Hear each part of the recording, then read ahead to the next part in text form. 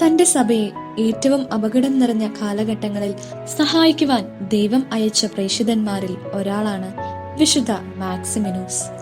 പോയിറ്റിയേഴ്സിലെ ഉന്നത കുലത്തിലാണ് വിശുദ്ധൻ ജനിച്ചത്.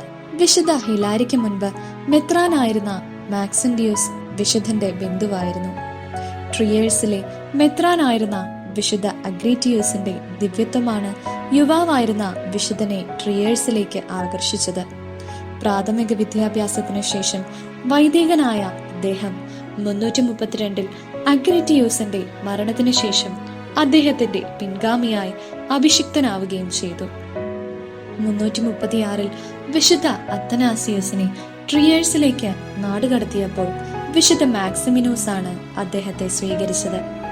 അപമാനിതനായ ഒരു വ്യക്തി എന്ന നിലയിലല്ല, മറിച്ച് ക്രിസ്തുവിന്റെ ഏറ്റവും മഹാനായ സാക്ഷി എന്ന നിലയിൽ വിശുദ്ധന്റെ സാന്നിധ്യം വളരെയേറെ സന്തോഷം നൽകുന്നതായിരിക്കും എന്ന് വിശുദ്ധ മാക്സിമിനോസിനും അറിയാമായിരുന്നു. 2 വർഷത്തോളം വിശുദ്ധ അത്തനാസിയൂസ് വിശുദ്ധന്റെ കൂടെ കഴിഞ്ഞു. ധൈര്യത്തിനും ജാഗ്രതയ്ക്കും അസാധാരണമായ നന്മയ്ക്കും തെളിവാണ് വിശുദ്ധ മാക്സിമിനോസ്. 349 പോയിഡോയിൽ വെച്ചാണ് വിശുദ്ധ മാക്സിമിനോസ് മരണപ്പെട്ടതെന്ന് പറയപ്പെടുന്നു. മെയ് 29 വിശുദ്ധന്റെ ഓർമ്മ ദിവസമായി കൊണ്ടാടപ്പെടുന്നു.